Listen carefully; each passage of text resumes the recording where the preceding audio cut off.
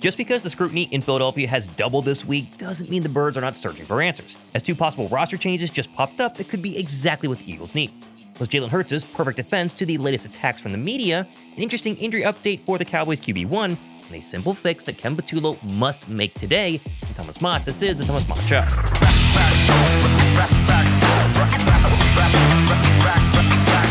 While everybody outside the Eagles facility seems to be talking about Jalen Hurts and the Bird offensive struggles right now this week, everybody inside the Eagles facility is worried about 2 much more important things.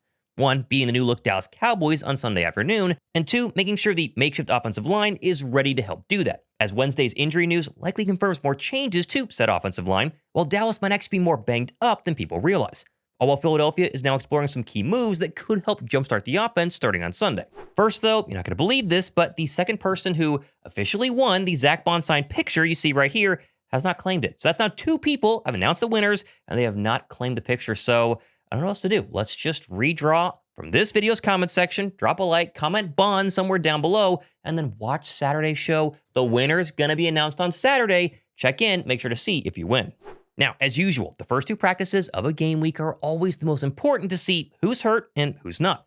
While we expected Lane Johnson and Cam Jurgens to be on Wednesday's injury report, we actually did not expect Cam Jurgens to be on there for a concussion. And yet, what do you know? At Thursday's practice, Cam Jurgens, there he was. He returned, he was running around, and it seemed like he was going to be just fine.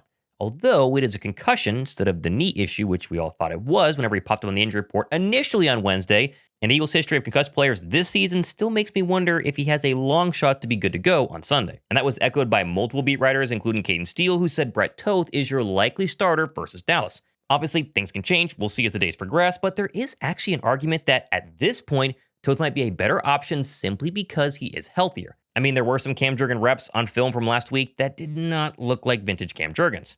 Plus, we forget Philadelphia's best offensive performance, at least of the year, especially on the ground, was a game versus the New York Giants a couple of weeks ago where Brett Toth was the starter. Of course, I am not saying Cam Jurgens is worse than Brett Toth. A healthy Cam Jurgens is much better than Brett Toth, but as we just mentioned, Cam Jurgens is not healthy. He's probably not been healthy the entire year, and so whether he sits out with a concussion or not, I would let him sit, get him as close to 100% healthy as humanly possible, ride Brett Toth, and I think he can be just fine. Now, moving on to players who have not been just fine, and Grant Calcaterra's name vaults to the top of my mind, as Anthony DeBona has this new Can't Block-a-Terra compilation from Sunday's win versus the Lions that is extremely hard to watch. Further adds that maybe QB1, as we'll see, alone is not the sole problem with the Birds' offense, like some people are desperately trying to insinuate. Calcaterra, according to PFF, currently ranks as the 85th best blocking tight end in the entire National Football League, out of 88 tight ends who are actually ranked. He's been awful. He's been terrible, and he's not being thrown the football either. So I think it's finally time for Philadelphia to make a change at one of their pass and really run-blocking tight ends. I mean, how can Kevin Patullo and Nick Sirianni watch technically tight end Cameron Latu on his lone tight end snap of the game this past Sunday single-handedly block Aiden Hutchinson right here to spring Saquon Barkley right down to the goal line? I mean, the film is right there, and yet they continue to go, you know what, let's roll with Grant Calcaterra instead of at least trying Latu for some more tight end blocking plays. And yet, nobody's talking about this. 0 media questions this week to either Nick Sirianni or Kevin Patullo about, hey, Grant Calcaterra's been terrible. Why not try Cameron Latu? 0. Again, are they actually going to make this move? Well, we'll see. They've been pretty stubborn 11 weeks into the season in playing Calcaterra, but the film does not lie. It's a very clear fix that could do wonders for the Birds' rushing attack. Now, I must mention Jaelan Phillips actually turning up on the injury report on Wednesday with a shoulder. I saw a lot of people on Twitter worried about this, but the reports and indications are that this is simply precautionary and should not be a problem. In fact, it kind of sort of minors the surprising injury report out of Dallas this week, which included quarterback Dak Prescott being limited with a hip injury. Now, Prescott was only sacked once during the boys' blowout win versus Las Vegas on Monday night, and head coach Brian Schottenheimer told the media this is not something major, and Dallas is simply being cautious with Prescott on a short week. Still, though, if Dak is slightly banged up or even slightly less mobile than he usually is, I'm betting Vic Fangio and the Birds' defensive line are going to light him up and bring a ton of blitzes in Jerry World. Just like I'm also betting that the guy officially tasked with replacing Lane Johnson for the foreseeable future, at least going forward right now, will be a lot more impressive than a lot of people are expecting, as Fred Johnson was the talk of the Birds' locker room on Wednesday when he told the media he's 100% ready to shine on the biggest stage this weekend. It's another chance. It's another opportunity on the biggest stage. You know, who not watching the Eagles play on Sunday? You know, and obviously last year, like I said, I feel like I did enough, and obviously that wasn't the case. So this time I got another chance to rewrite what I did wrong. Just do what I've been doing since I got in the league. Got to keep beating our odds and, trying to execute and, show this team that, hey, you brought me back for a reason. Here's the reason. I'm not going to tell you that Philadelphia desperately needs Lane Johnson because you know the stat that when Lane Johnson is there, they win a lot more games than when he's not there. However, everyone's freaking out about Fred Johnson this week. The entire media scrum around him yesterday was absolutely insane. And I think he gave the best answer to the expectations for himself heading into being the starter for the foreseeable future. I mean, since joining the Birds in 2022, Fred Johnson has played in 50% or more of Philadelphia's offensive snaps in 11 total games. In those 11 games, Philadelphia is 9-2. The only losses coming against the Giants in 2023 and the Bucs last year in 2024. To be honest, Fred knows the drill. There isn't much supporting for Fred. Fred knows what's going on, what we're going to ask of him, and so it's really Fred's doing nothing else than what he's already been doing, being prepared, staying prepared, and that's really a credit to Fred because you really don't have to do that. But Fred, when his number has been called, he steps in and does a bang-up job, and so. Now that he's starting, and it is a major loss, but I think Juan Johnson can fill the shoes of Lane Johnson, and so I think he's going to do a great job. But it's again for him, it's nothing new. He knows what we're asking him to do, and he's willing to accept the job. And worth noting, with Fred Johnson officially being the starting right tackle, that means Philadelphia must make a move, whether internally or externally on the roster, to bring in a swing tackle to replace Fred Johnson because we forget Fred Johnson has had a lot of 11 personnel jumbo package looks as a Bird swing tackle the past couple of weeks. And for as uncreative as Kevin Patullo has been, as we continue to talk about on this show, Philadelphia has found some success using jumbo packages the past couple of games, including running them a whopping 11 times versus the Packers. Again, that's where they have all their offensive linemen in there, plus an additional one in Fred Johnson to help pass block or run block. I'm starting to wonder, though, if the activation of rookie Myles Hinton could be the answer to these swing tackle problems. As I just said, Philadelphia activated him off of IR a couple of days ago, and he was at practice for the first time in weeks on Wednesday and Thursday. Hilton, of course, is a rookie, and that should go without saying. Maybe he's not ready, but his 6'6", 323-pound frame is very hard to miss. And who knows, maybe he could use that frame to finally help open up some running lanes for Saquon Barkley. One move, however, that doesn't appear to actually be getting made is the signing of former Eagle receiver Zach Pascal, who Philadelphia had in for a workout a couple of days ago, and a ton of people on social media said, oh my gosh, they're going to sign him, and, well, they have chosen not to.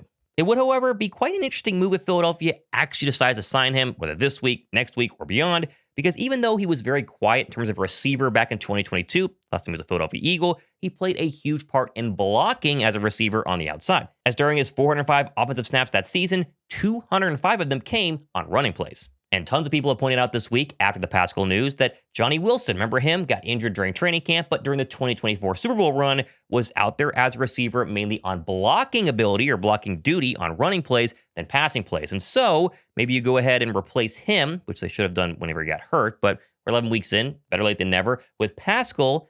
Makes sense. I think it'd be actually very interesting to see what would happen. Maybe get some better running lanes on the outside, blocking down the field for Saquon Barkley. But again, they brought him in a couple of days ago. They have not signed him, and so I would not hold your breath that Pascal returns anytime soon.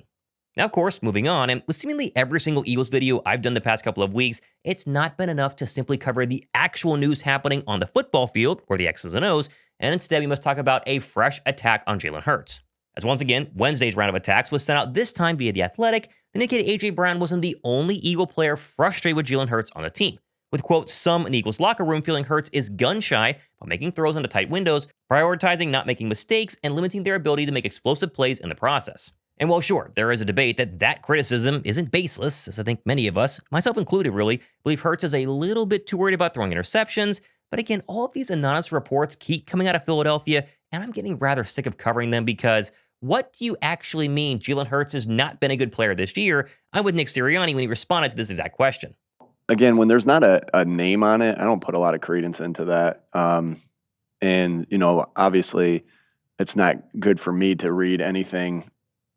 I got to prepare to do my job, right? And if I'm thinking about other things, and so now when Bob preps me for it, I don't necessarily believe everything that's been being written. I just don't. I've been around long enough to know that. So I don't give it a lot of credence when there's not a name. And again, just don't fall into the trap of believing everything you see or read. And yet it doesn't matter what I say or Nick Sirianni says because the media keeps bringing up these attacks. There keep being leaks from whoever it is, A.J. Brown, probably outside the Eagles organization or inside. And yet I thought yesterday the highlight of the entire day was not the health of people at practice. It was how Jalen Hurts handled these exact questions from the media. I think this is a masterclass. Just go to work every day. Go to work every day and continue to go out there and try and do my best. Being in the position you are as a starting quarterback in this league, does that kind of come with the territory? And how do you learn to deal with those things?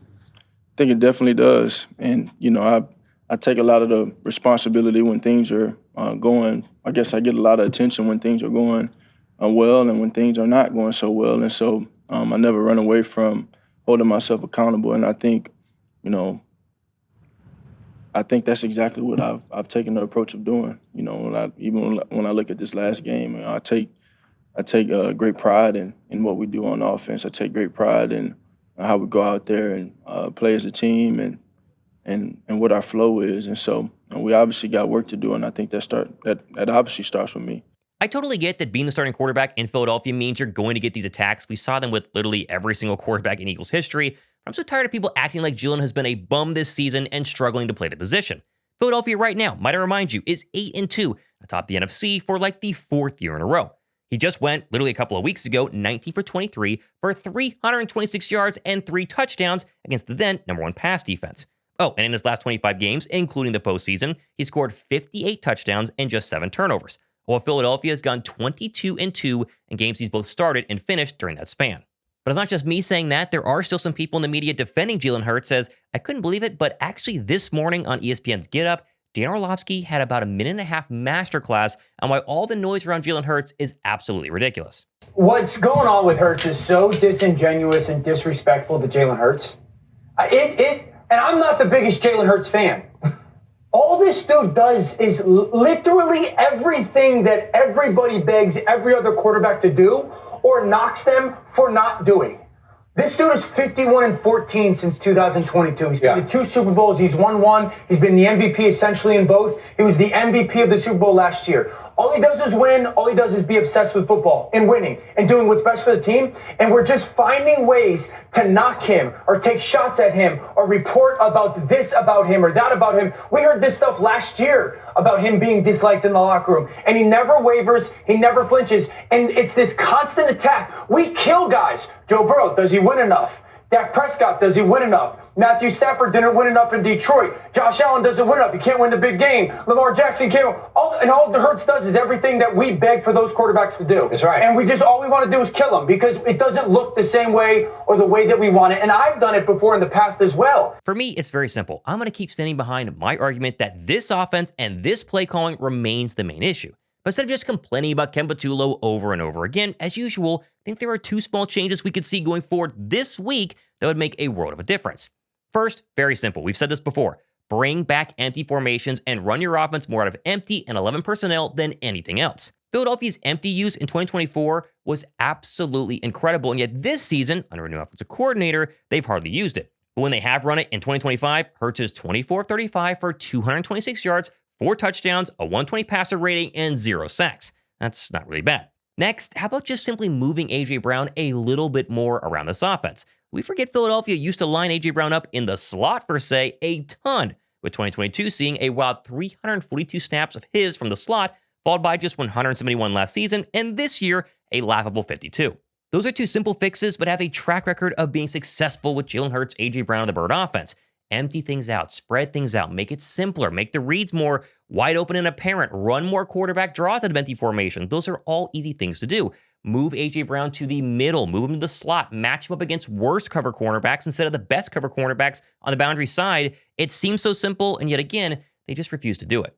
I mean, I've seen all these concerns about A.J. Brown's separation skills taking a hit this year, and if they are in fact true and a problem, moving him to the slot where he gets more looks against nickel and dime defenders and routes actually designed to scheme him open would really help out a struggling, maybe injured receiver. In the end, though, this continues to be a Nick Sirianni and Kevin Patullo problem, as we mentioned with the Cameron Latu situation, as mentioned with the 12 personnel, the 11 personnel, as mentioned with the lack of empty formation and A.J. Brown being in the slot. They can only run the plays that are given to him. Jalen Hurts is not going to go rogue and call the offense every single snap like some of you guys want him to.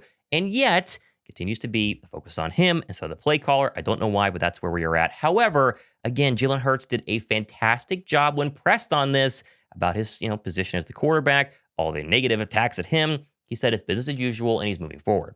I'm not surprised. I'm not surprised by anything. I mean, this is kind of the nature of the position, like I said. But, I put my energy and I put my focus on trying to go out there and do my best and trying to learn, trying to build, trying to take in the things that I can to improve. And so, I've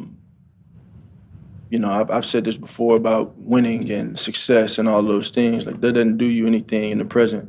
It's only an experience that you can lean on as you go forward. And so you lean on all those successes, you lean on all the trials, you lean on all the different things that you've experienced, you use them.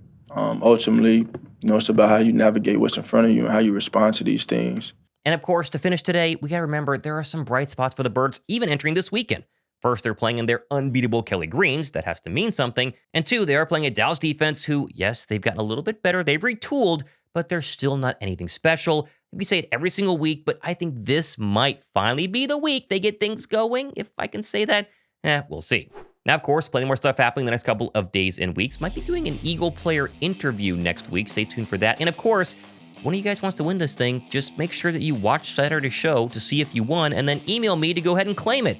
Go and comment down below, bond, drop a like. That's all you got to do. Be subscribed. One of you guys is going to win this thing. Eventually, someone's going to claim it. We'll see if it happens on Saturday. I'm Thomas Mott, hanging out there on a Thursday. This has been Thomas Mott Show.